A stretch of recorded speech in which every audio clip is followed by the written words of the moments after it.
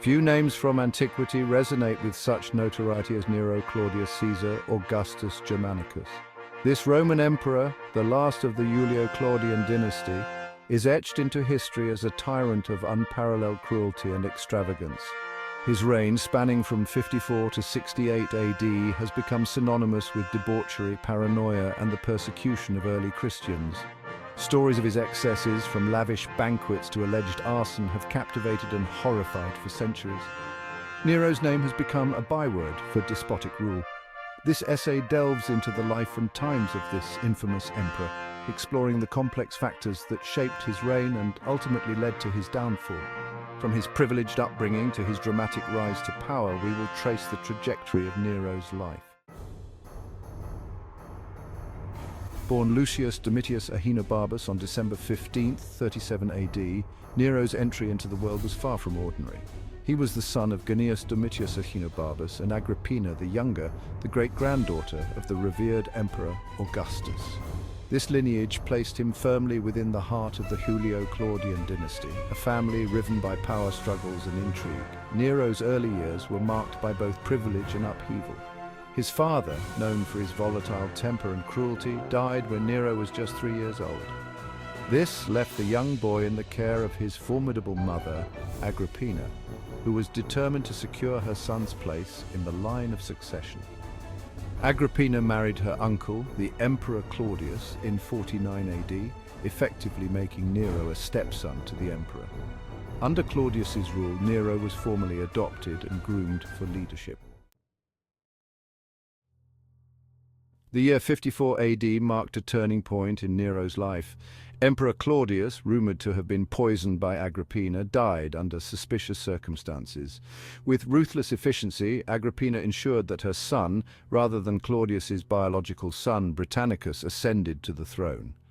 At just 17 years old, Nero became the emperor of Rome, his path paved by his mother's ambition.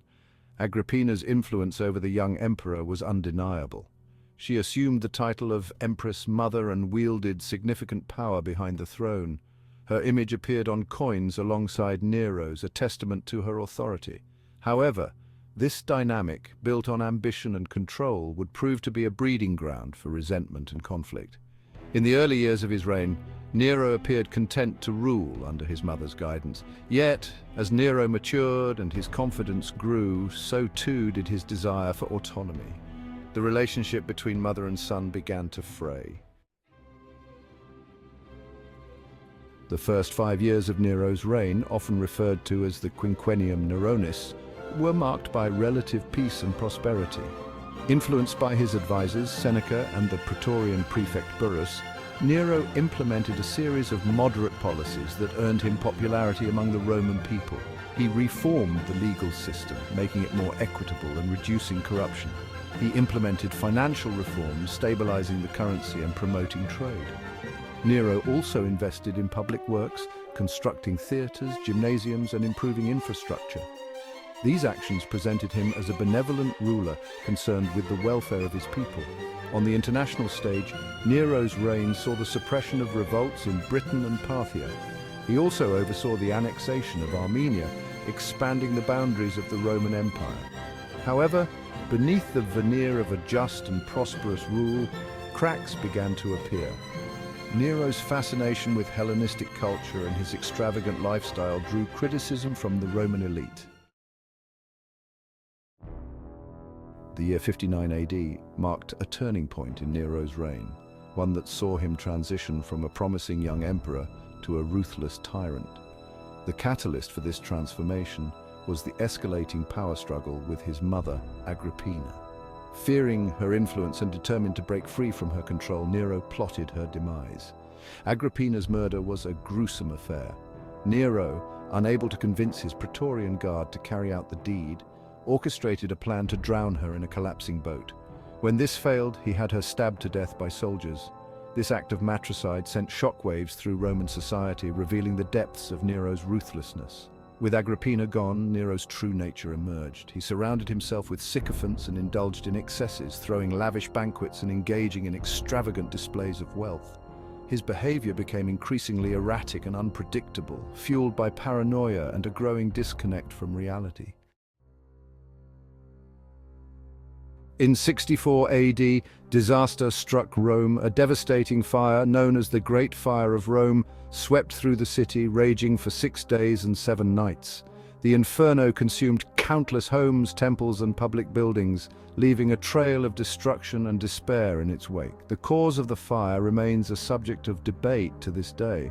Some historians believe it was an accident, a tragic consequence of the city's densely packed wooden structures. Others, however, point the finger of blame at Nero himself, accusing him of orchestrating the fire to clear land for his ambitious building projects. Whether Nero played a role in starting the fire or not, his actions in its aftermath fueled public suspicion. He used the disaster as an opportunity to confiscate land and rebuild the city according to his own grandiose vision. He erected a sprawling palace complex, the Domus Aurea, on land cleared by the fire, further inflaming public sentiment. To deflect blame and appease the masses, Nero accused the Christians, a small and relatively unknown sect at the time, of starting the fire. This accusation led to the first major Roman persecution of Christians, who were subjected to horrific tortures and executions. The latter years of Nero's reign were marked by growing unrest and rebellion. His tyrannical rule, his extravagance, and his persecution of Christians had alienated the Roman elite and the common people alike. The empire, once seemingly secure, began to crumble from within.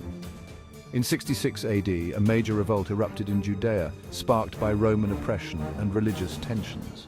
The Jewish revolt, as it became known, proved to be a long and bloody conflict that stretched Roman resources thin and further undermined Nero's authority. Adding to the turmoil, a serious uprising led by Gaius Julius Vindex, the governor of Gaul, broke out in 68 AD. Vindex, motivated by a desire to depose Nero and restore the Republic, rallied support from disaffected senators and provincial governors. While Vindex's rebellion was eventually crushed by loyalist forces, it signaled the depth of opposition to Nero's rule.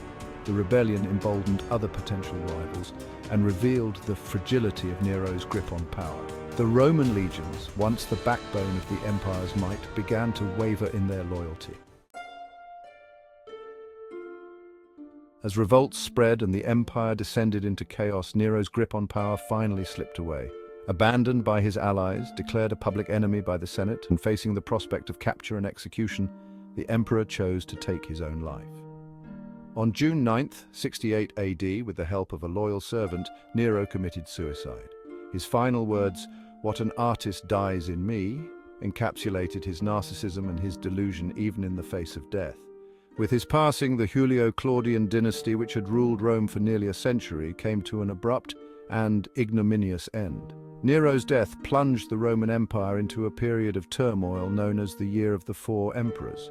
4 generals, Galba, Otho, Vitellius, and Vespasian, vied for control of the empire, leading to a series of bloody conflicts. Vespasian ultimately emerged victorious, establishing the Flavian dynasty. Nero's reign, though brief, left an enduring legacy on Roman history and beyond. He is remembered as a tyrant, a madman, and a persecutor of Christians, his name synonymous with cruelty and excess. Yet his story is also a cautionary tale about the corrupting nature of absolute power and the fragility of even the mightiest empires.